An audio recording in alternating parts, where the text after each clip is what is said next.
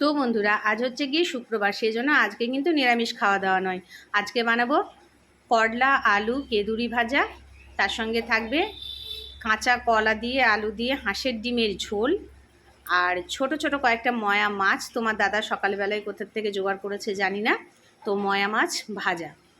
আর এই দেখো, এখানে করলা আলু কেঁদুরি ভাজা হয়ে গেছে, ওপর থেকে একটু পোস্ত ছিটিয়ে দিয়েছি। পোস্ত দিয়ে যে কোনো ভাজা খেতে আমার কিন্তু ভীষণ ভালো লাগে। আর তার সঙ্গে বলে রাখি, আমি কিন্তু সপ্তাহে 3টে দিন নিরামিষ খাই, মঙ্গলবার, শনিবার এবং বৃহস্পতিবার। যদিও তোমাদের দাদাভাই কিন্তু কোনো বারবিধি মানে না। আর এখানে দেখো ছোট ছোট ছোট ময়া মাছগুলোও বেশ ভাজা হয়ে এসেছে, লাল লাল করে ভেজে নেবো, আর একটুখানি ভাজবো। আর হাঁসের ডিমটাকে পাতলা করে কাঁচা কলা দিয়ে আলু দিয়ে ঝোল করব। আর আমরা যেহেতু গ্রামে বাস করি, এখানে কিন্তু সব দিন সব কিছু যে চাইলেই পাবো তা নয়। আমাদের পাশের গ্রামে হাট বসে সপ্তাহে 2টো দিন, বুধবার এবং রবিবার। সেখান থেকে আমাদেরকে হাট বাজার করে আনতে হয়। যদিও এখন 2-1জন মাছ বিক্রি করতে আসছে গ্রামে, কিন্তু সব সময় কিন্তু মাছ পাওয়া যায় না বা সবজি পাওয়া যায় না। আর এখানে দেখো, ভাত বসিয়ে দিয়েছি ইন্ডাকশনে, ভাতের মধ্যে কয়েকটা আলু ফেলে দিয়েছি আর হাঁসের ডিম। তো একেবারেই সেদ্ধ করে নিচ্ছে, আলাদা করে সেদ্ধ করতে গেলে তো গ্যাস পুড়বে।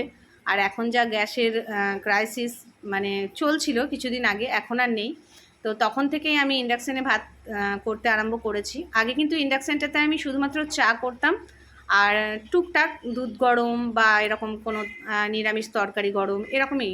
কিন্তু এখন না, এই গ্যাসের যখন থেকে ক্রাইসিস আরম্ভ হয়েছে তখন থেকে ইন্ডাকশানে ভাত করা শুরু করেছি। আর এখানে দেখছো আমার কুকুর শুয়ে আছে একটা। এই কুকুরটা কিন্তু আমার বাড়িতেই মানুষ, ছোটোবেলা থেকেই আমার বাড়িতেই থাকে সারা সারা দিন।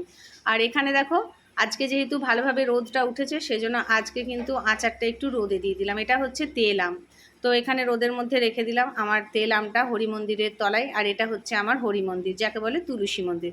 তুলসী মন্দিরটা অনেকদিন হলো রং করা হয়নি, যার জন্য এরকম হয়ে আছে। আর এখানে দেখো 2টো পাকা আম, মোটামুটি 3-4 দিন থেকে রাখা আছে, আমাদের গাছের আম। এটা কিন্তু মানে খাওয়ার আর সময় হচ্ছে না, তো আজকেই খাবো।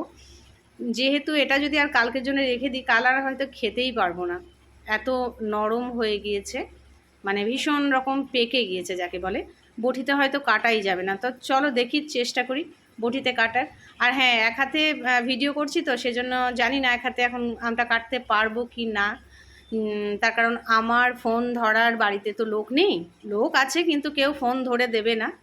সে কারণে নিজেই একা একা ভিডিও বানাচ্ছি। আর দেখছো আমটা একেবারে থসথসে হয়ে গিয়েছে, এখন দেখা যাক ভেতরটা কেমন আছে। আমাদের গাছের আম কিন্তু খেতে ভীষণ মিষ্টি। আমাদের গাছ মানে আমার কাকা শ্বশুরের গাছ। আমার কাকা শ্বশুরা এখানে থাকে না, দুর্গাপুজোর সময় আসে।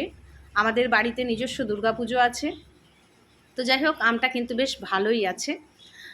আর আমাদের বাড়ির দুর্গাপুজো তোমাদেরকে আমি নিশ্চয়ই শেয়ার করব দুর্গাপুজোর সময়। তো আমার ভিডিও ভালো লাগলে অবশ্যই লাইক, শেয়ার, কমেন্ট